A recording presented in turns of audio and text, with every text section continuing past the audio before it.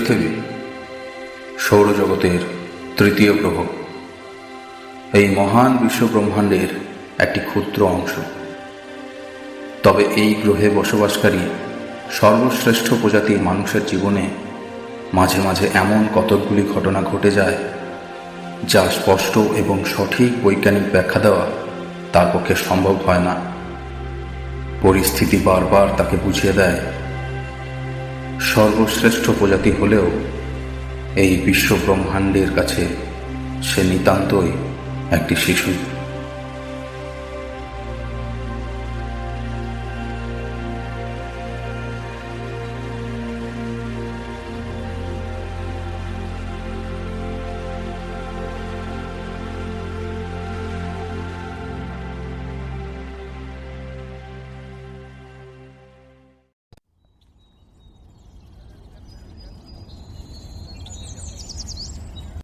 ঈশানী, কি হলো?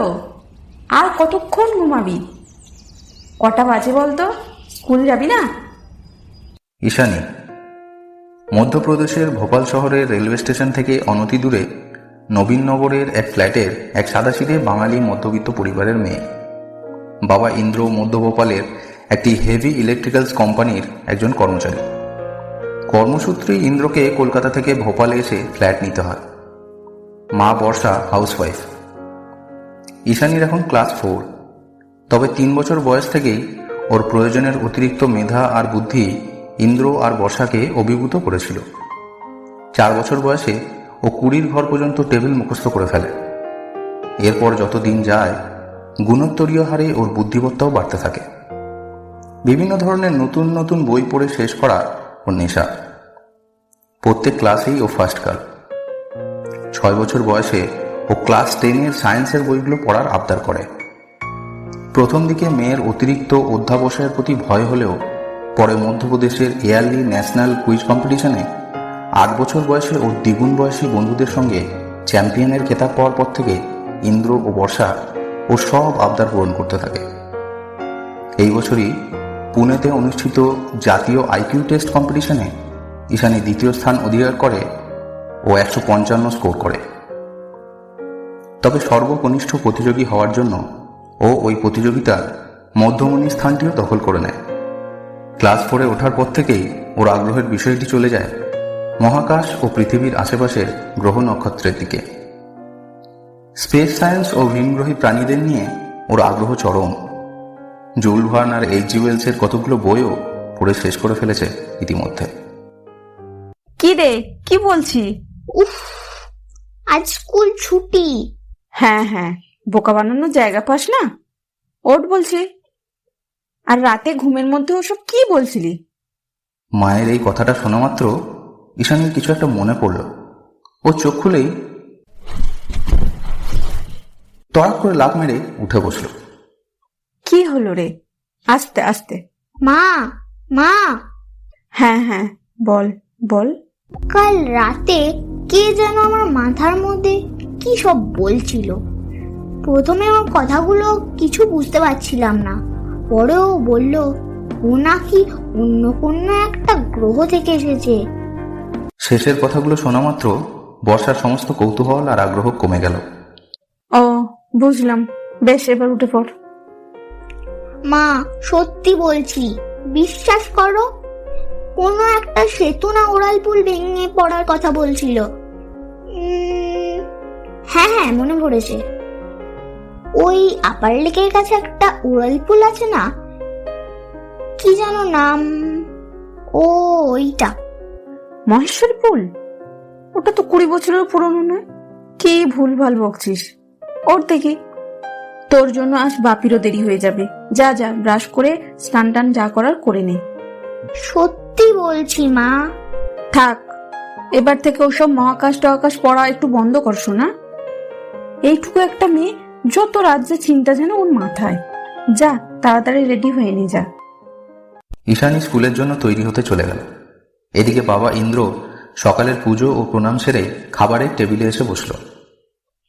বর্ষা, কি হলো? আর একটু বাকি আছে, দাঁড়া। আরে পেপারটা কোথায় গেল? ও, এই তো পেয়েছি। ইন্দ্র বন্দ্যোপাধ্যায় বনেদি ব্রাহ্মণ পরিবারের ছেলে। চাকুরি সূত্রে 15 বছর আগে সস্ত্রীক ভোপালে চলে আসা। একটি all India heavy electricals limited কোম্পানির ভোপাল শাখার একজন কর্মচারী। পরিবার ও অফিস ছাড়া আলাদা কিছুতে মনোনিবেশ করার মতো সময় ওর কাছে নেই। নিউজ পেপারের পাতাগুলো উল্টাতে উল্টাতেই স্ত্রী বর্ষা খাবার নিয়ে উপস্থিত হলো। সাধারণ বাঙালি গৃহিণীদের থেকে আলাদা কিছু নয় বর্ষা, তবে মেয়ে ঈশানীর প্রতি বিশেষ নজর রাখা আর ওর সঙ্গে সমস্ত সেমিনার বা কম্পিটিশনে গিয়ে ওকে অ্যাসিস্ট করার ক্ষেত্রে বর্ষা সব থেকে বেশি গুরুত্ব দেয়। ঈশানীকে রেডি করে খাবার টেবিলে বসিয়ে পরিবেশন করতে শুরু করলো বর্ষা। বাপি, জানো কাল রাতে আমি একটা স্বপ্ন দেখেছি। এই আবার শুরু করেছিস? কি স্বপ্ন বাবু? আরে ও কিছু না, কি না কি দেখেছে। যত সব বিদেশি বুজরুকি মার্কা বইগুলো পড়তে থাকে ওইগুলোই মাথায় ঘুরছে। আহা, দাঁড়া দাঁড়া, কি দেখেছিস বাবু? একটা এলিয়েন। এলিয়েন? হ্যাঁ, বললো অন্য কোনো একটা গ্রহ থেকে এসেছে। কি একটা নাম বললো গ্রহটার, কি যেন জিয়ানা নাকি জিয়ামা, কি একটা যেন বললো। আচ্ছা, আর কি করছিল এলিয়েনটা? বসেছিল আমার সামনে। আমাদের বাড়িতে? না না, আমি ওদের স্পেস ট্রিপে ছিলাম। সরি সরি, আর কি বলছিল? পাপি, তুমি হাসছো? না না মা, বল না কি বলছিল। বলছিল ওই মহেশ্বরী ব্রিজটা আছে না আপার লেকের কাছে, হুম হুম, এই ওই সবজিটা দাও তো। এই না, ওটা নাকি ভেঙে পড়বে। আচ্ছা, আর কিছু বলছিল? না, আর কিছু মনে নেই, মনে পড়ছে না আর কিছু। দেখ বাবু, অন্য গ্রহের প্রাণীদের অস্তিত্ব সম্বন্ধে অনেক বইয়ে অনেক কিছু লেখা আছে, বা অনেক বিজ্ঞানীও এদের অস্তিত্ব স্বীকার করে নিয়েছে। তাই বলে এই নয় যে ওরা যেখানে সেখানে ঘুরে বেড়ায় বা সাধারণ মানুষের সঙ্গে কথা বলে। ওরা কিছু নির্দিষ্ট উদ্দেশ্য নিয়েই ঘোরাঘুরি করে। আর এটা তো জাস্ট একটা স্বপ্ন, তাই এটা নিয়ে অতটা ভাবনা চিন্তা করার মতো কিছু নেই, বুঝলি? নে, এবার খেয়ে নে। খাওয়া দাওয়া সেরে বাবা ও মেয়ে বর্ষাকে বিদায় জানিয়ে বেরিয়ে পড়ল। ঈশানীকে রোজ স্কুলে ছাড়ার দায়িত্বটা ইন্দ্রর, ফেরত নিয়ে যাওয়াটা বর্ষাই করে। ওকে স্কুলে দিয়ে অফিসে এসে পৌঁছালো ইন্দ্র। ভোপালের পিপলানির নিকটস্থ অফিসটিতে জুনিয়র এক্সিকিউটিভের পদে কর্মরত সে। দৈনন্দিনের কতগুলি রুটিন ডিউটি সেরে নিজের টেবিলে এসে বসলো ইন্দ্র। 2-3 দিনের ডিউ ফাইলগুলো একের পর এক সাজিয়ে রেখে তাদের মধ্যে একটাই খুলতে যাচ্ছিল, অমনি দোতলার দরজাটা থেকে উদ্বিগ্নভাবে প্রায় ছুটতে ছুটতে সামনে এসে হাজির হলো একমাত্র বাঙালি কলিগ দিব্যেন্দু। কিরে, ছুটছিস কেন? ভাই বলিস না, আজ বাড়ি ফিরে শিব মন্দিরে একটা পুজো দিয়ে আসবো। কেন রে, লটারি টটারি লাগলো নাকি? ভাই প্রাণে বেঁচে গেছি, তুই বিশ্বাস করবি না। তার আগে বল, তুই সকালের টিভি নিউজটা দেখেছিস কি? আর বলিস না, একটু উঠতে দেরি হয়ে গেছে, দেখার সময় হয়নি। তা কি এমন হয়েছে? বোঝো ভাই, তুই কোথায় থাকিস বলতো? আরে কি হয়েছে বলবি তো? মহেশ্বরী উড়ালপুল পড়ে গেছে। হ্যাঁ, কি বলিস? ওটা তো 15-16 বছরও হয়নি হয়তো। আমি ভোপাল আসার কদিন আগেই ওটার কনস্ট্রাকশন কমপ্লিট হয়েছিল। এরই মধ্যে দাঁড়া দাঁড়া, মহেশ্বরী ব্রিজ? বলছিল ওই মহেশ্বরী ব্রিজটা আছে না আপার লেকের কাছে, ওটা নাকি ভেঙে পড়বে। হঠাৎ করে ইন্দ্রর মাথার মধ্যে সকালে ঈশানীর বলা কথাগুলো ভেসে উঠল। হ্যাঁ, তবে আর কি শুনছিস? আর কপালটা দেখ, আপার লেকের কাছে বৈরাগড়ে শনিবার শালার বাড়ি গিয়েছিলাম। আজ ভোর 5টা নাগাদ ওখান থেকে সপরিবারে বেরিয়ে পড়ি। আমরা মহেশ্বরী ব্রিজ পার করেছি মোটামুটি 5টা 15 নাগাদ। তার আধ ঘন্টা পরেই ব্রিজটা অটোমেটিক ভেঙে পড়ে। কি বলছিস? হ্যাঁ ভাই, তবে যখন ওটা ভাঙে উড়ালপুলের ওপরে তখন কোনো গাড়ি ছিল না। নিচে লেকের জল থাকায় নিচেও কেউ ক্ষতিগ্রস্ত হয়নি। দিব্যেন্দু নিজের মনে কথাগুলো বলে চললেও ইন্দ্রর মাথায় ঈশানীর বলা কথাগুলোই ঘুরপাক খেতে লাগলো। তবে এমন একটা বিজি পুল, তুই চিন্তা করতে পারছিস সকাল 10টায় এই ঘটনা ঘটলে কি হতে পারত? কম করে 1-150 গাড়ি এক টাইম পাস করে ওই সময়টায়।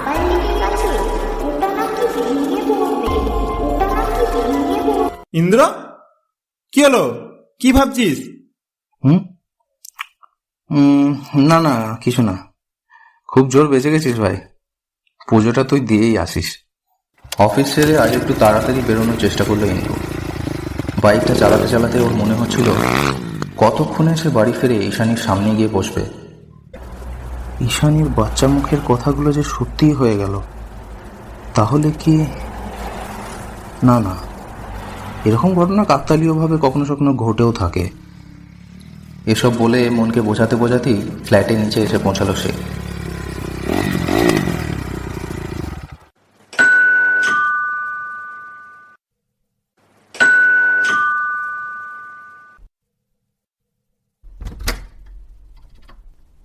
কি গো, আজ এত তাড়াতাড়ি?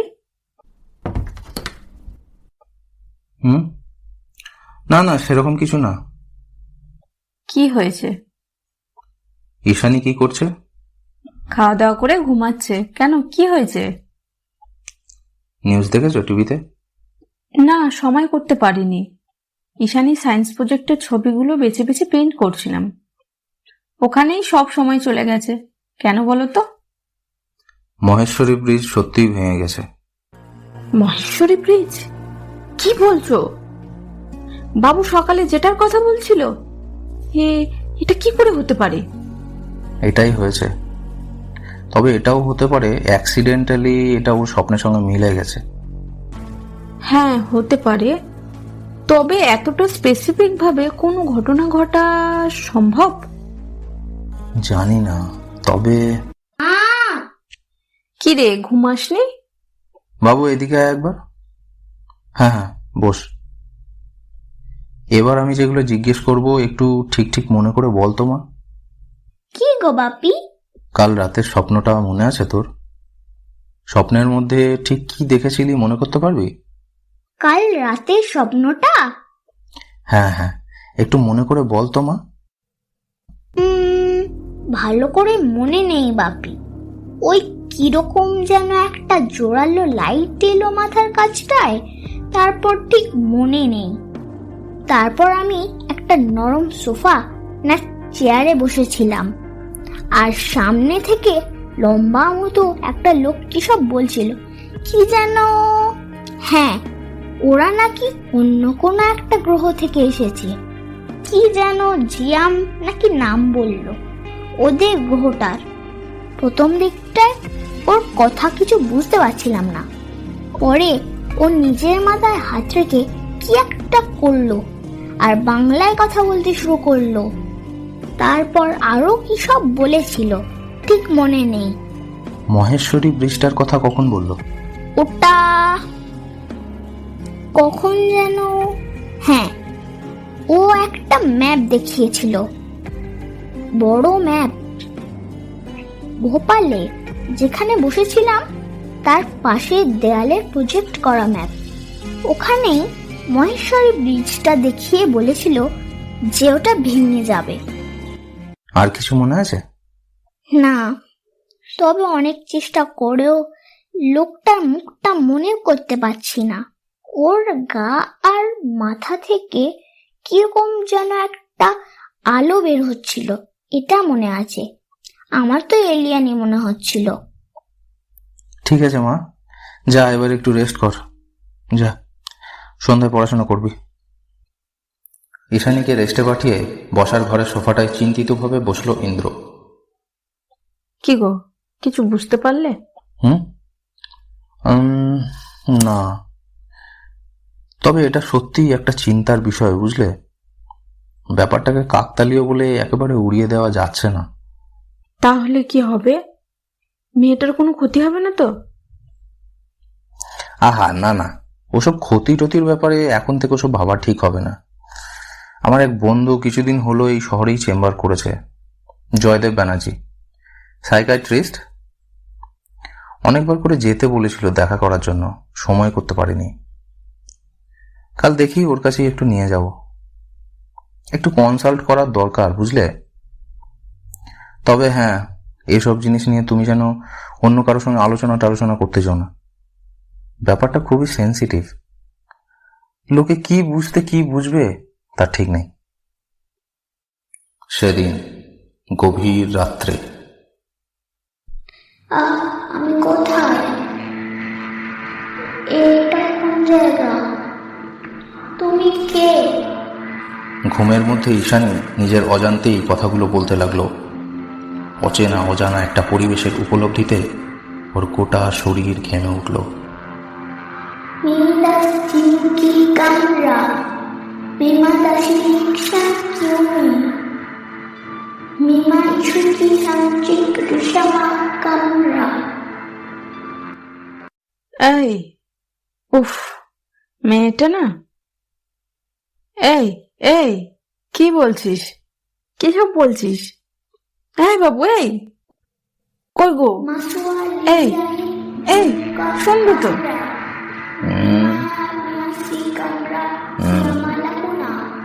দেখো না বাবু কি সব বলছে। এই উঠবে তো? কি বলছে? কি সব অন্য ভাষায় বলছে, আমি ডাকছি উঠছে না। এই বাবু, ঈশানী, এই কি রে, কি বলছিস? এই ঈশানীর ঘুমের মধ্যে আওড়ানো বন্ধ হলো। কি হলো? কি বলছো? কি সব বলছিলি? কি সব? কই না তো। ও আচ্ছা আচ্ছা, কিছু দেখেছিস? কি দেখবো? ঘুমোতে দাও না বাপি। কি ভালো একটা স্বপ্ন দেখছিলাম। আচ্ছা আচ্ছা মা, আচ্ছা ঘুমো, মনটা শান্ত করে ঘুমিয়ে পড়। আমি মাথায় হাত বুলিয়ে দিচ্ছি, ঘুমিয়ে যাও মা, ঘুমিয়ে পড়। পরদিন সকালে একটু তাড়াতাড়ি উঠে পড়ল ইন্দ্র। ঈশানীর ঘুম থেকে উঠে আসার অপেক্ষা করতে থাকলো। আগের রাতে ওর ভুলভাল বকাগুলো নিয়ে চিন্তা করতে করতে শুধুই ওর ওই এলিয়েনদের কথাটা ইন্দ্রর মাথায় ঘুরতে লাগলো। আর ততই ইন্দ্রর উদ্বিগ্নতাটাও বাড়তে থাকলো। এরই মধ্যে ফ্রেশ হয়ে ব্রেকফাস্টের টেবিলে এসে বসলো ঈশানী। কিন্তু চিন্তিত আর বিরক্তভাবে টেবিলের ক্লথটার দিকে তাকিয়ে থাকলো সে। চেয়ারটা টেনে পাশে এসে বসলো ইন্দ্র। কিরে, কি চিন্তা করছিস? ঈশানী কোনো উত্তর দিল না। চায়ের কাপটা রাখতে রাখতে বর্ষা জিজ্ঞাসা করলো, কি হলো মা? বাপি কি জিজ্ঞেস করছে? এবার একটু বিরক্ত হয়ে মুখ খুলল সে। তোমরা তো আমার কোনো কথাই বিশ্বাস করো না, শুধু হাসো। আমার স্বপ্ন আর ভাবনাগুলোর কোনোই গুরুত্ব দাও না। আচ্ছা আচ্ছা আচ্ছা, আর হাসাহাসি করবো না, প্রমিস করছি। কি হলো বলবি তো? কাল রাতে আবার কিছু দেখেছিস? আর সব অন্য ভাষায় কি বলছিলি? তুমি শুনেছ বাপি? কিন্তু আমি তো ওকে বাংলাতেই জিজ্ঞেস করছিলাম, ও তো বাংলায় উত্তর দিচ্ছিল। কে উত্তর দিচ্ছিল? সেই এলিয়েনটা। ইন্দ্র আর বর্ষা একে অপরের মুখের দিকে তাকালো। তুই কনফার্ম? বাপি আবার? ও আচ্ছা, সরি। সেই এলিয়েনটাই? হ্যাঁ, আবার কে? ওর নাম সিজুয়ান মর্নি। অন্যগুলো ভুলে গেলেও আমার এটা স্পষ্ট মনে আছে। কি বলছিল রে? ও আবার কিছু একটা ভেঙে পড়ার কথা বলছিল, কোনো একটা স্ট্যাচু। সর্বনাশ! হ্যাঁ গো মা, তবে নামটা একটু চেষ্টা কর মনে করার। এবারও ভোপালের ম্যাপটা দেখিয়েছিল। দাঁড়া, এই শহরে সেরকম বড় স্ট্যাচু বলতে তো স্ট্যাচু অফ রেসপেক্ট ছাড়া আর তেমন কিছু নেই। আমাদের ফ্রিডম ফাইটার সিএমএ স্ট্যাচু 65 মিটার উঁচু। এই তো বছর 10 হবে তৈরি হয়েছে। হ্যাঁ হ্যাঁ বাপি, ঠিক ওটাই ওটাই। রেসপেক্ট কথাটা আমার মনে আছে। ওটা কি সেক্টর ডি এর কাছে? এবার একটু গম্ভীরভাবে উত্তর দিল ইন্দ্র। হ্যাঁ ঠিক আছে বাবু, এগুলো আমাদের সঙ্গে বলেছিস ঠিক আছে, কিন্তু কোনো বন্ধুর সঙ্গে বা অন্য কারোর সঙ্গে আলোচনা করবি না, কেমন? ঠিক আছে। আর হ্যাঁ, ব্রেকফাস্ট করে একটু রেডি হয়ে নে, এক জায়গায় যেতে হবে। কোথায় বাপি? একটা কাকুর কাছে, ওর ভীষণ নলেজ এসব বিষয়ে, বুঝলি? আচ্ছা ঠিক আছে। সেন্ট্রাল ভোপাল স্থিত মহারানা প্রতাপনগরে বন্ধু সাইকাইট্রিস্ট জয়দেবের চেম্বারে পৌঁছাতে ওদের বেশি সময় লাগলো না। আগে থেকে ফোনে কথা বলে রাখায় কোনো অসুবিধা হলো না। কেবিনে ঢুকে কিছুক্ষণ অপেক্ষা করতেই জয়দেব উপস্থিত হলো। আরে স্যার, শেষ পর্যন্ত সময় হলো তাহলে আপনার এই গরিবের দোকানে পদধূলি দেওয়ার? আরে ভাই, কি যে বলিস, আসলে অফিস থেকে একদম সময় করতে পারি না। আমি সত্যিই লজ্জিত তুই এতবার ডাকলেও আসতে পারিনি বলে। আরে না না, ইয়ার কি করছিলাম। তারপর বল, বৌদি ভালো আছে তো? আর এই জিনিয়াসটা কেমন আছিস রে? ভালো। তোর সম্বন্ধে অনেক শুনেছি বাপির কাছে। কোন ক্লাস হলো? ক্লাস 4। তুই নাকি খুব বই পড়তে ভালোবাসিস। কোন সাবজেক্টটা ফেভারিট? এমনি সব সাবজেক্টই ভালো লাগে, তবে ক্লাস 9 এর সায়েন্সটা আমার খুব ভালো লাগে। ইদানিং আমি স্পেস সায়েন্স আর অ্যাস্ট্রোনমির বইগুলো পড়ছি। ভিনগ্রহী প্রাণীদের সম্বন্ধেও পড়তে ভালো লাগে। ওরে বাবা, এ তো একেবারে আইনস্টাইনের মা। গুরুমা, আমার মাথায় একটু হাত রেখে আশীর্বাদ করে দিন প্লিজ। আচ্ছা জয়দেব, তোর সঙ্গে ওর বিষয়ে একটু কথা ছিল। কি কথা? আচ্ছা আচ্ছা।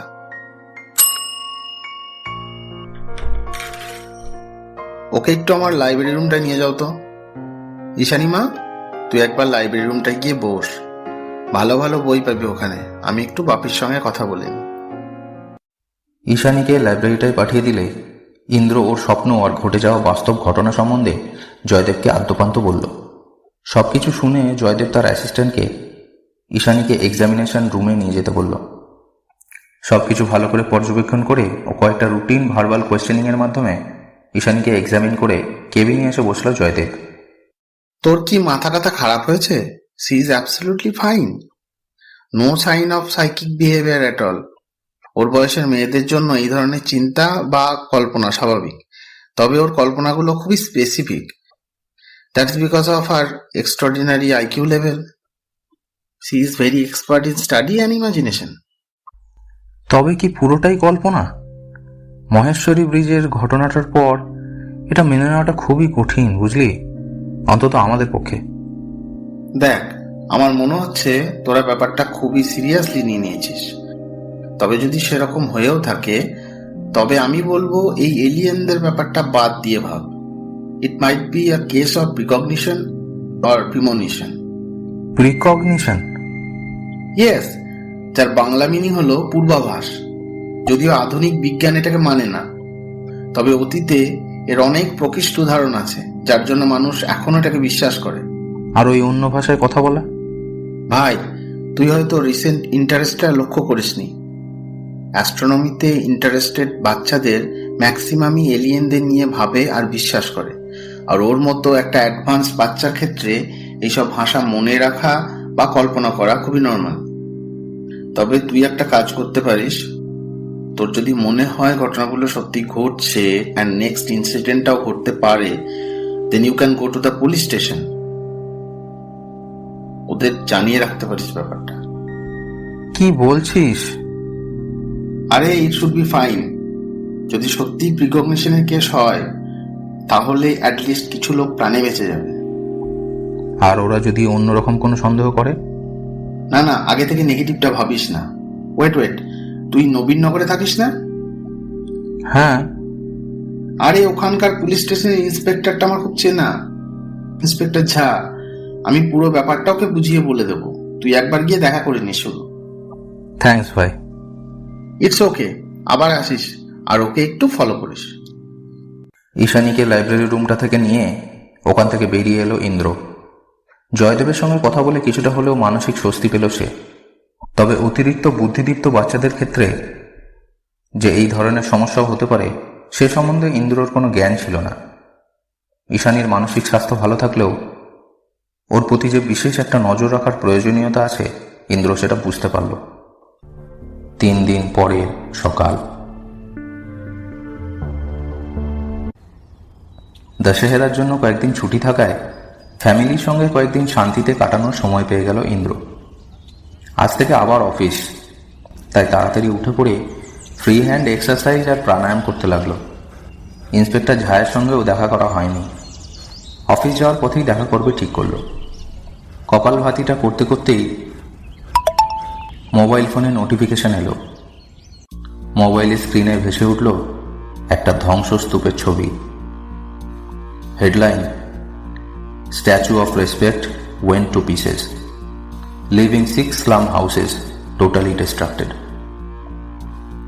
মূর্তিটির পাশেই রেলের গ্যাংম্যান শ্রমিকদের একটা বস্তি আছে।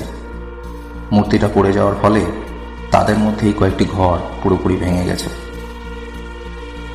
নিউজটা দেখার সঙ্গে সঙ্গে ইন্দ্রর ভেতরটা কেঁপে উঠল। ঈশানীর বলা কথাগুলো পুরোপুরি মিলে যেতে দেখে ও নিজেকে ঠিক রাখতে পারল না। গভীর একটা চিন্তা গ্রাস করতে লাগলো ওকে। এত মানুষ থাকতে আমার মেয়েটাই কেন? আর এটা তো কোনো আশীর্বাদ নয়। দিনের পর দিন এভাবে এরকম পূর্বাভাস পেতে থাকলে মেয়েটা আস্তে আস্তে ওর স্বাভাবিক চিন্তা ভাবনা হারিয়ে ফেলবে। এভাবে একের পর এক ধ্বংসলীলাই বা কেন চলছে? আর সব বাদ দিয়ে এই শহরটাই কেন? এলিয়েনের কথাটা যদি সত্য হয় তাহলে তো আমাদের সমূহ বিপদ। এসব ভাবতে ভাবতেই ইন্দ্র সকাল সকালই বাড়ি থেকে বেরিয়ে পড়ল। নিকটবর্তী থানা বাজারিয়া পুলিশ স্টেশনের কথাই বলেছিল জয়দেব। এখানে ইন্সপেক্টর রাকেশ ঝা দায়িত্বে আছেন। প্রয়োজনীয় ফর্মালিটিস পূরণ করে আইসির কেবিনে এসে উপস্থিত হলো ইন্দ্র। তবে দায়িত্বে থাকা কম বয়সী ইন্সপেক্টরটাকে দেখে একটু কনফিউশন হলো ইন্দ্রর। इंस्पेक्टर झा? यस, कोई शक? नहीं सर, मैंने पहले इतना यंग इंस्पेक्टर कभी नहीं देखा। Please take a seat. बताइए क्या सेवा कर सकते हैं? डॉक्टर जयदेव बनर्जी को पहचानते हैं? जयदेव बनर्जी? ओ हाँ जरूर। Wait a second. Are you mister Indira? Yes sir. 2 दिन पहले डॉक्टर जयदेव ने मुझे फोन में बताया था आपके और आपकी बेटी के बारे में। She is very intelligent, isn't it? हाँ सर, लेकिन कुछ दिनों से उसके बारे में भी बताया है। इनफैक्ट कल रात वाली इंसिडेंट के बाद से ही मैं तहे दिल से आपके और आपकी बच्ची के साथ मिलना चाहता था। फोन भी करने वाला था आपको। मेरे पास आपका नंबर भी आ चुका है। किस लिए सर? सीएम स्टैचू के बारे में न्यूज तो देख ही लिया होगा आपने, नहीं तो इतनी सवेरे सवेरे पुलिस स्टेशन आप क्यों आते? उसी सिलसिले में बात करने के लिए आया था सर। एक्चुअली इसको लेके बहुत घबराहट हो रही है। मेरी बच्ची अभी बहुत छोटी है और उसका ये नींद में बात करना और सपनों का सच हो जाना, इट्स रियली वेरी स्ट्रेंज। और ये एलियन वेलियन का बात अगर सच निकला तो ये हमारे लिए बहुत खतरे का बात हो सकता है सर। जयदेव का प्रिकॉग्निशन वाला बात भी हो सकता है, कुछ समझ में नहीं आ रहा है सर। लेकिन सपने वाली बातें सच हो रही है, दैट इज कंफर्म्ड। मैं नहीं बोलूंगा कि ये कोई सीरियस मैटर नहीं है, लेकिन दूसरी प्लैनेट वाली बात, I think actually that is not happening. 2 घटना हो जाने के बाद इसको प्रीमोनिशन का केस माना जा सकता है, लेकिन दैट्स नॉट एक्सेप्टेड साइंटिफिकली। फिर भी अच्छा हुआ कि आप लोग इसको लेकर डॉक्टर जयदेव से मिलने गए। एटलीस्ट उससे कई जानें बच गईं। मैं जानता हूँ डॉक्टर जयदेव कब चीजों को लेकर सीरियस होते हैं। उनके साथ बात करने के बाद ही मैंने मेरा एक छोटा सा यूनिट को उस स्टैचू के इलाके में अलर्ट रहने के लिए बोल दिया था। बस्ती वालों को भी अलर्ट किया जा चुका था। भगवान का लाख शुक्र है कि कोई जाने नहीं गई। कल रात सभी बस्ती वाले दशहरा ग्राउंड में रावण का वध देखने के लिए इकट्ठा हुए थे। उसी में सब बच गए। स्टैचू गिरने के वक्त उधर कोई नहीं था। Thank God sir. Yes mister Indra, you are right. लेकिन एक बात समझ में नहीं आ रही है, इतनी बड़ी बड़ी कंस्ट्रक्शंस बिना किसी अर्थक्वेक या फिर नेचुरल डिजास्टर के गिर कैसे जा रही है। कुछ तो बात है इन कंस्ट्रक्शंस के पीछे। देखते हैं क्या किया जा सकता है। Thanks inspector. कोई भी जरूरत पड़ने से आप मुझे कॉल कीजिए। শিওর। ইন্দ্র পুলিশ স্টেশন থেকে বেরিয়ে এলো। বাড়ির দিকে এগোতে যাচ্ছিল, তখনই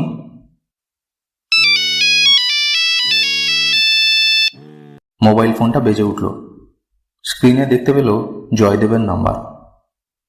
কি রে, এত সকাল সকাল? ভাই, একটা বড় ভুল হয়ে গেছে মনে হচ্ছে। তুই ঈশানীকে নিয়ে আজ একবার আসতে পারবি? কি ভুল হয়ে গেছে? এলিয়েনদের ব্যাপারটা ইগনোর করাটা বোধহয় ঠিক হয়নি। সকালে নিউজ পেপারটা দেখেছিস? কি ওই সিএমএ স্ট্যাচুর নিউজটা? না, ওটা তো আছেই। বিদেশের খবরের পেজে দেখিস সপ্তাহখানেক ধরে পৃথিবীর এনভায়রনমেন্টে কোনো এক ইউএফও এর ডিসকন্টিনিউয়াস উপস্থিতি আবিষ্কার করেছে আমেরিকা। তবে রেডারে ওটা এতটাই ক্ষণিকের জন্য দেখা যায় যে ওর সঠিক অবস্থান সম্পর্কে কারো কোনো আইডিয়া নেই। কি বলছিস? আমার মনে হয় এটার সঙ্গে ঈশানীর স্বপ্নের নিশ্চয়ই কোনো যোগ আছে। যদি সত্যি যোগ থাকে তাহলে? সেটা কনফার্ম করার জন্যই তোদের আজ আসতে বলছি। একটা উপায় আছে ওর স্বপ্নের মধ্যে ঢুকে দেখার, অ্যাটলিস্ট চেষ্টা করে দেখা যেতে পারে। ঈশানীর আইকিউ লেভেল খুব হাই, তাই গ্রে ম্যাটারের পরিমাণও বেশি।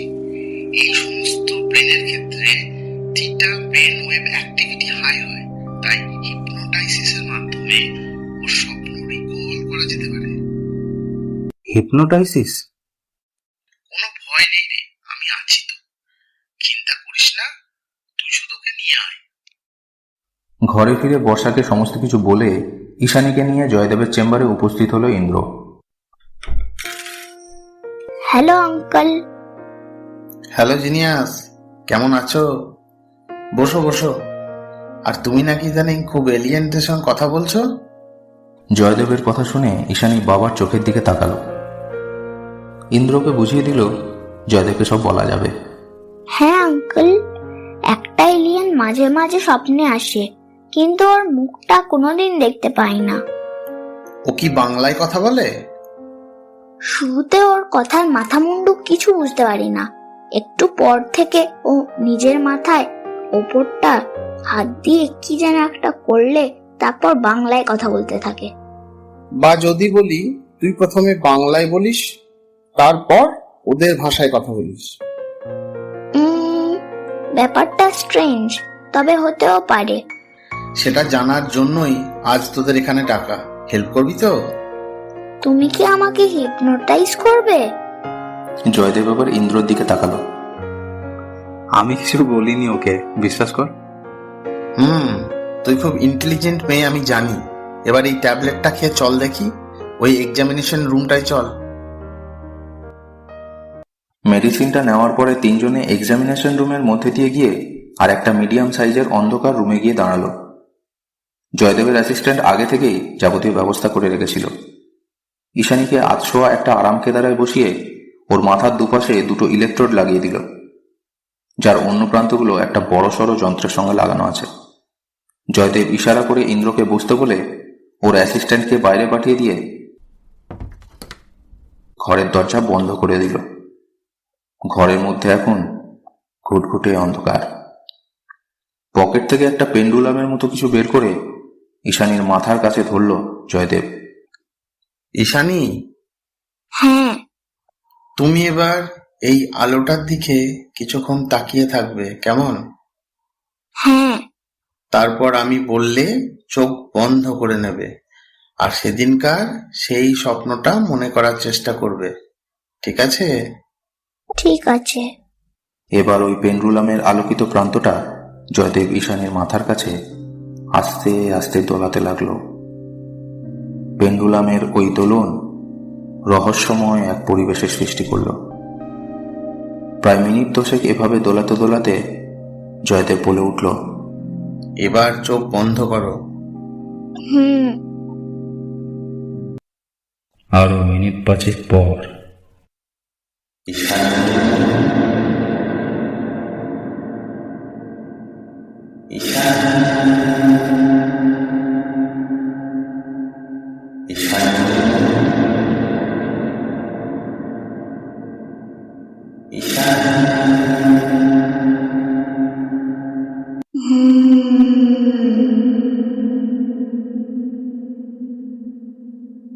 তুমি কোথায়? তুমি কোথায়?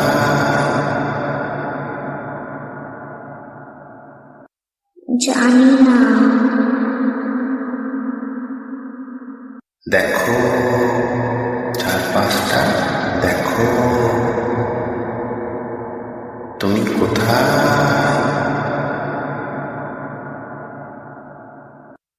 কিছুক্ষণ পরে উত্তর এলো, দেয়ালগুলো মেটালের, কেবিনটা ছোট। তোমার সামনে কেউ আছে? কিছুক্ষণ থেমে ঈশানী বলল, এ তো সিজুয়ান, মুরমি। একে আমি আগে দেখেছি। কিরকম দেখতে? মানুষের মতোই, কিন্তু চুল, রু এগুলো নেই। গোটা দেহ চুনের মতো সাদা কোনো জিনিস দিয়ে ঢাকা। আইবলটা পুরোটা কালো, কোনো সাদা অংশই নেই। আর কত লম্বা, 8 ফুট প্রায়। তোমার সঙ্গে কথা বলছে? ঈশানীর দেহটা হঠাৎ কেঁপে উঠল। এরপর কিছুক্ষণ থেমে ও বলতে লাগলো,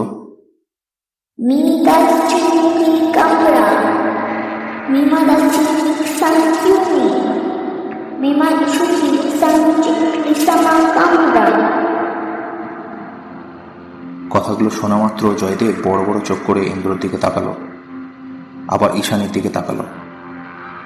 ঈশানী বলে চলল, Mia Zinuki Sijuan Murmi Mimaya Dasima Kyuni Livias Sekuni, Pritijana Mitia Yomi Sekuni, 2300 Aluvasha Diga Sili Sian Ismi, Ziana Esuana. আমার নাম সিজুয়ান মর্মি। লিভিয়া অর্থাৎ পৃথিবী থেকে মিটিয়া ইউনি অর্থাৎ প্রায় 2300 আলো বর্ষা দূরে জিয়াম গ্রহ থেকে এই সৌরজগতে আমরা এসেছি। আমাদের সৌরজগতের প্রধান নক্ষত্র সোলার, এর চারিদিকে 15টি গ্রহ ঘুরছে। পঞ্চম গ্রহ সিয়াম। আমাদের দলের কাজ আহোরা বা মিল্কি ওয়ে গ্রহগুলির মধ্যে প্রাণীগুলির বিস্তারিত হিসেব রাখা, কোথাও কোনো বড় প্রাণহানি হলে তার বিস্তারিত বিবরণ জমা করা ও পরবর্তী প্রাণহানি যাতে না হয় সেই চেষ্টা করা। আমরা লিভিয়া সম্বন্ধে জানতে পারি ইচুয়া ইউনা অর্থাৎ তোমাদের ক্যালেন্ডারে 1974 সালে একটি গ্যালাকটিক ম্যাপ দ্বারা। লিবিয়া থেকেই কেউ ওই গ্যালাকটিক ম্যাপ মহাকাশে ছেড়েছিল যাতে অন্য গ্রহের প্রাণীরা ওই ম্যাপের সাহায্যে তোমাদের সঙ্গে সম্পর্ক স্থাপন করতে পারে। ওর কোডগুলো বুঝে প্রসুন্না সিকামা, যাকে লিবিয়াতে কেউ কেউ ইউনিভার্সাল নিউরাল টেলিকমিউনিকেশন নেটওয়ার্ক বলে, তার দ্বারা যাত্রা করে আমরা লিবিয়া আবিষ্কার করি। এই নেটওয়ার্ক বা পথের মাধ্যমে কয়েক আলোকবর্ষা কয়েক মাসে যাত্রা করা যায়। তারপর থেকে লিবিয়া আমাদের কর্মসূচির গ্রহগুলির মধ্যে স্থান পেয়ে যায়। তোমাদের ক্যালেন্ডারে 1984 সালে মিথাইল আইসোসায়ানেট গ্যাস লিক দুর্ঘটনা ঘটার ফলে প্রায় 15,000 মানুষের প্রাণ যায়। এই ঘটনার তথ্য আমাদের কাছে আসে, আর পুরো ঘটনা ও তার প্রভাব লিপিবদ্ধ করার জন্য আমাদের মধ্যে একজন লিবিয়া থেকে যায়। ও ওর নাম সিরিয়া ক্যামর্নি। আপার লেকের কাছে জঙ্গলেও থাকতো। 1 মাস পরে ওকে নিয়ে যাওয়ার কথা ছিল আমাদের, কিন্তু জিয়ানে ঠিক ওই সময় গৃহযুদ্ধ শুরু হওয়ায় ওকে নিয়ে যাওয়া যায়নি। পরে জরুরি অবস্থা শেষ হলে উপযুক্ত টেলিপোর্টেশন নেটওয়ার্ক না থাকায় সঠিক সময় আসতে পৃথিবীর হিসাবে 35 বছর লেগে যায়। লিবিয়ার ক্যালেন্ডারে 2015-তে জিয়া কামরবি মারা যায়। তবে মারা যাওয়ার আগে এই সিগমা অর্থাৎ শহরের বিস্তারিত তথ্য ওয়ার্ল্ড ওয়াইড ওয়েবকে কাজে লাগিয়ে একটা ভার্চুয়াল স্টোরেজে আপলোড করে দেয়। লিবিয়ার পরিবেশে আসার পরে সেটি আমাদের সিস্টেমে সংগৃহীত হয়। ওটা বিশ্লেষণ করে এই শহরের অন্যান্য তথ্যের সঙ্গে 3টি গুরুত্বপূর্ণ গোল কনস্ট্রাকশন সম্বন্ধে জানা যায়। সিয়াকা এটাও বলে যায় তৎক্ষণাৎ ওগুলোকে ধ্বংস না করলে যে কোনো সময়ে পড়ে গিয়ে ওগুলোর জন্য অনেক মানুষ মারা যেতে পারে, তাই তার আগেই ওগুলোকে সঠিক সময় ধ্বংস করে ফেলতে হবে। কিন্তু লিবিয়ার প্রাণীদের কাছ থেকে জিয়ামিস অর্থাৎ আমাদের গোপন থাকার কথা, তাই এমন একটা মস্তিষ্ক খোঁজা হয় যার অবচেতন মন বা সাবকনসিয়াস মাইন্ড কে কাজে লাগিয়ে ওগুলো ধ্বংস করার আগে মানুষকে সাবধান করা যেতে পারে। খুব সহজেই আমরা তোমার মতো একজনকে পাই যার থিঙ্কার ব্রেন ওয়েভ অ্যাক্টিভিটি অনেক বেশি। তাই সবকিছু তোমাকেই জানায় যাতে তুমি তোমার জাতিকে বাঁচাতে পারো। কথাগুলো মেয়ের মুখ থেকে শোনার পর ইন্দ্রর খুবই খারাপ লাগলো। এতদিন ধরে ঈশানী ও স্বপ্নের মাধ্যমে এগুলো বোঝাতে চাইলেও ও বা ওরা কোনো গুরুত্ব দেয়নি। তবে গুরুত্ব না দিলেও কোনো প্রাণহানি হয়নি। ঈশানী আবার বলে চলল, তোমার থিঙ্কার ব্রেন অ্যাক্টিভিটি ফ্রিকোয়েন্সি কে কাজে লাগিয়ে তোমার ঘুমের মধ্যে তোমাকে অগ্রিম সম্পর্কে জানাই। জিয়াকার দেওয়া উদ্দেশ্য পূরণ হলেই আমরা এখান থেকে চলে যাব। কথাগুলো বলার পর ঈশানী এবার থামল। কয়েক মিনিটের জন্য সকলে চুপচাপ হয়ে গেল। কিছু বলছে না দেখে জয়দেব ঈশানীকে পর্যবেক্ষণ করল। ঘুমিয়ে পড়েছে, থাক কিছুক্ষণ ঘুমাক। এইটুকু একটা মেয়ে এত কিছু স্টোর করে রেখেছে কটেক্সে, ভাবা যায়? ওকে ঘুমাতে দিয়ে ইন্দ্র আর জয়দেব কেবিনে চলে এলো। কোনো ভয় নেই, এখন 8 ঘন্টা মতো ঘুমাবে। যা স্ট্রেস গেল ওর ওইটুকু একটা ব্রেনের ওপর দিয়ে। পুরো ব্যাপারটা শুনে তো বিশ্বাসই করতে পারছি না। রীতিমতো একটা মারাত্মক ব্যাপার। গোটা পৃথিবী জুড়ে তাবড় তাবড় বিজ্ঞানী কোটি কোটি টাকা দামের সব যন্ত্রপাতি নিয়ে যাদের খোঁজার চেষ্টা করছে, একবার কথা বলার জন্য কোটি কোটি ডলার খরচ করে ফেলেছে। সেরকম এক ভিনগ্রহী এলিয়েন জাতি এই ভোপাল শহর নিয়ে গবেষণা করেছে, পৃথিবীর মানুষদের জন্য চিন্তা করছে। সব থেকে বড় কথা, ওরা ওরা আমাদের বাবুর সঙ্গে কন্ট্যাক্ট করছে। Just unbelievable. তোরা খুবই ভাগ্যবান বাবা মা যে এরম একটা জিনিয়াস মেয়ে পেয়েছিস। ডিস্ট্রাকশনগুলো করছে কিভাবে? একটা আশ্চর্যের বিষয়, কনস্ট্রাকশনগুলো ভেঙে পড়ার ঘটনাগুলো সবই হয় রাতে, না হয় ভোরের বেলায় ঘটছে। কেউ টেরই পাচ্ছে না। সবই ন্যাচারাল মনে হচ্ছে। আর সব থেকে বড় কথা, যে কোম্পানিগুলো এই কনস্ট্রাকশনগুলো করেছে তাদের মতো জালিয়াত বোধহয় এই গোটা পৃথিবীতে নেই। এখন একটা বাকি আছে। হুম? বলছি সবে 2টো হয়েছে। ওদের কথা সত্যি হলে এখনো একটা বাকি আছে, আর সেটা কোনটা হবে তা একমাত্র ঈশানী ছাড়া এই ত্রিভুবনে কেউ বলতে পারবে না। হ্যাঁ, ঠিকই বলেছিস, কিন্তু আমার একটা ভয় হচ্ছে। কিসের ভয়? না মানে, এসব প্রমাণ করতে গেলে ঈশানীকে সামনে আসতে হয়। আর আমি চাই না আমার ওইটুকু মেয়েটাকে নিয়ে 1000 রকমের অ্যাডভার্টাইজমেন্ট আর রাজনীতি হোক। সেটা ঠিকই বলেছিস, তবে ব্যাপারটা সামনে আসাটাও জরুরি, তাই না? আচ্ছা, এক কাজ করলে হয় না? ইন্সপেক্টর ঝাকে পুরো জিনিসটা জানিয়ে যদি কোনোভাবে এটাকে ম্যানেজ করা যায়। হ্যাঁ, আমিও সেটাই ভেবেছি। সেজন্যই তো ঈশানীর হিপনোথেরাপির পুরো সেশনটা রেকর্ড করেছি ওকে দেখাবো বলে। তবে ঈশানীকে আড়াল করতে চাইলে এলিয়েনদের পুরো ব্যাপারটাকেই চেপে যেতে হয়। আমি দেখছি ইন্সপেক্টর ঝায়ের সঙ্গে আলোচনা করে। কোনো চিন্তা করিস না, তবে এত বড় একটা বিষয় সম্মান করে থাকাটাও খুব কষ্টকর। প্লিজ ভাই, আমার মেয়েটার জন্য এটা কর প্লিজ। ঠিক আছে, দেখছি। তবে ঈশানী নেক্সট কিছু বললে সব থেকে প্রথমে তুই আমাকে কল করবি, তারপর ঝাঁকে। ওকে? ঠিক আছে ভাই। বাপি, হ্যাঁ, এই তো মা, তুই জেগে গেছিস? হ্যাঁ জয়দেব আঙ্কেল, একটা কথা জিজ্ঞেস করব। হ্যাঁ মা, বল না।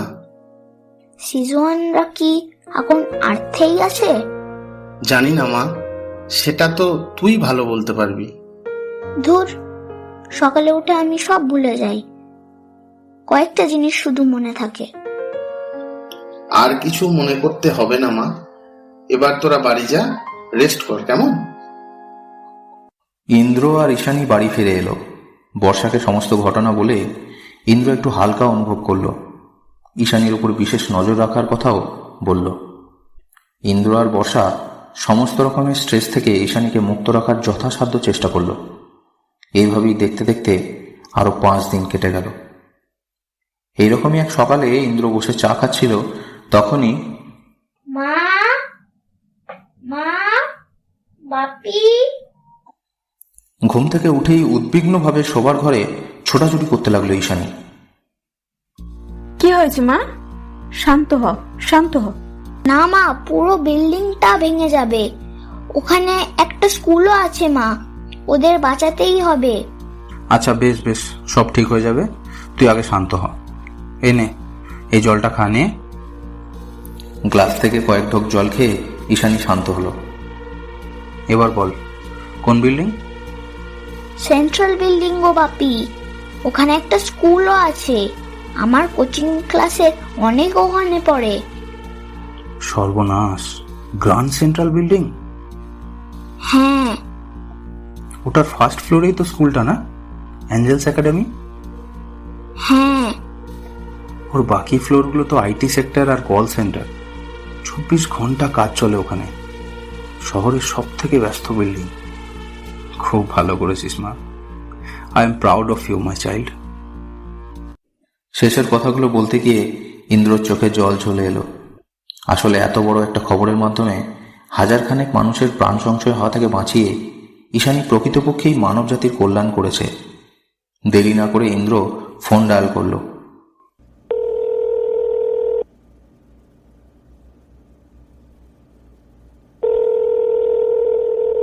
হ্যাঁ Joydev, this time it's Grand Central building. তুই তাড়াতাড়ি ঝাঁকে খবর কর। 24/7 কাজ চলে ওখানে। হ্যাঁ হ্যাঁ হ্যাঁ, ঠিক আছে ঠিক আছে। ইন্দ্র ফোন রাখলো। তাড়াতাড়ি বাইকটা নিয়ে বেরিয়ে পড়ে সোজা চলে এলো মধ্য ভোপালের চকচকে বহুতল গ্র্যান্ড সেন্ট্রাল বিল্ডিং এর সামনে।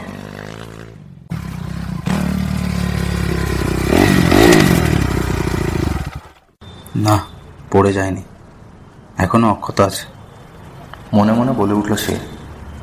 বাচ্চাদের স্কুল এখনো শুরু হয়নি, তবে কল সেন্টার আর আইটি সেক্টরের কাজ অব্যাহত আছে।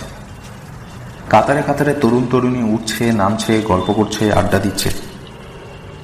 ইন্দ্র একটু দূর থেকেই এসব দেখছিল। ইচ্ছে হলেও তাদের কিছু বলতে পারল না সে। ভয়ও করছিল ওর ভীষণ। এই বোধহয় ভেঙে পড়ল বিল্ডিংটা। এরই মধ্যে হঠাৎ কোথা থেকে হুটার বাজিয়ে বিশাল এক পুলিশ বাহিনী সেখানে হাজির হলো। হঠাৎ করে এত বেশি পরিমাণ পুলিশ বাহিনী দেখে সকলে হকচকিয়ে গেল। দলে দলে সাব ইন্সপেক্টর আর কনস্টেবলগুলো সিঁড়ি দিয়ে উপরে উঠতে লাগলো। ওদের একটা ট্রুপ গোটা বিল্ডিংটাকে চারিদিক থেকে ঘিরে ফেলল। ইন্দ্র হাঁ করে এসব দেখতে দেখতেই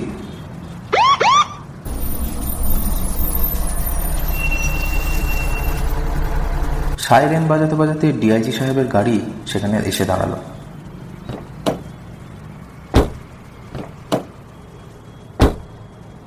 গাড়ি থেকে ডিআইজি সাহেবের সঙ্গে একজন অন্য ইন্সপেক্টরের সঙ্গে রাকেশ ঝাকেও নামতে দেখা গেল। সকলে মিলে লিফটে করে গ্র্যান্ড সেন্ট্রালের উপরের দিকের কোনো একটা ফ্লোরে চলে গেল। এরপর প্রায় আধ ঘন্টা পরে ওরা তিনজন নিচে নেমে এলো। লিফট থেকে বাইরে বেরোতে বেরোতে ডিআইজি সাহেব দুই ইন্সপেক্টরকে কোনো একটা বিষয়ে ইনস্ট্রাকশন দিতে দিতে গাড়ির দিকে এগিয়ে গেলেন। ডিআইজির গাড়ি বেরিয়ে গেলে হঠাৎ ইন্সপেক্টর ঝায়ের নজর ইন্দ্রর উপর এসে পড়ল। इंस्पेक्टर झा ওর দিকে এগিয়ে এলেন।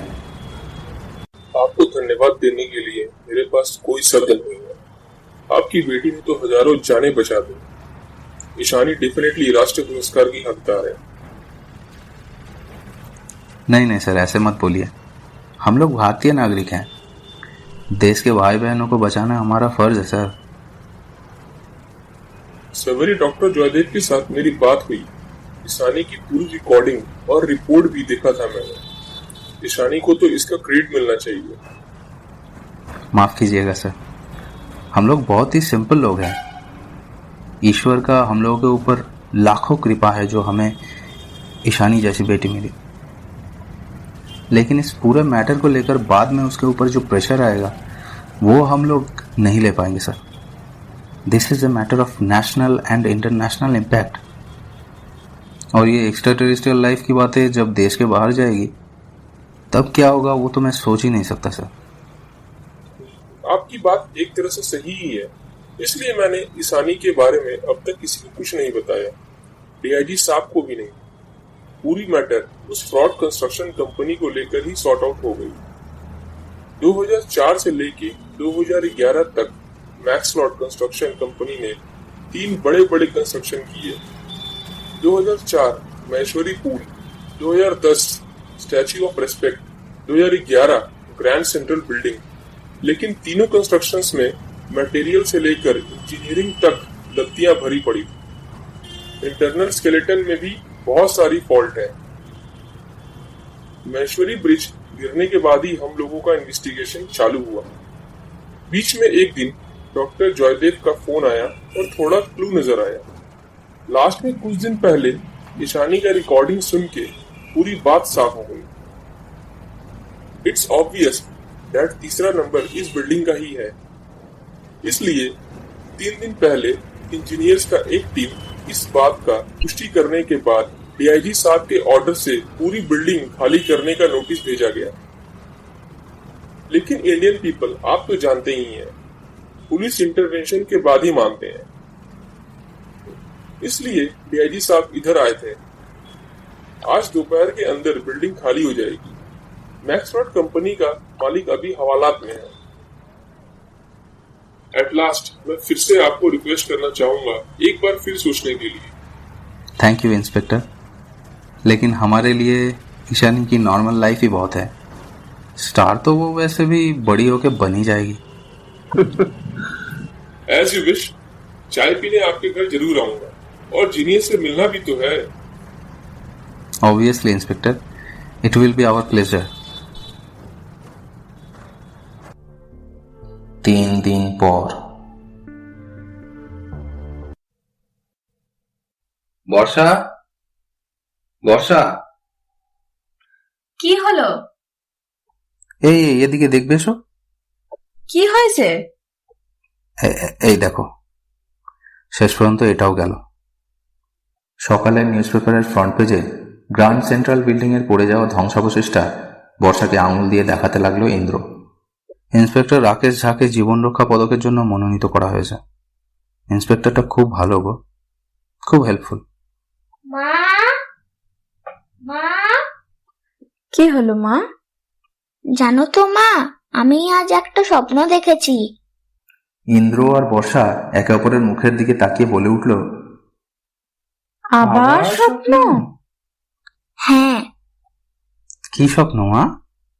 দেখলাম আজ আমার স্কুল ছুটি, পাপির অফিসও ছুটি, আর আমরা সকলে মিলে মিউজিয়াম গিয়েছি।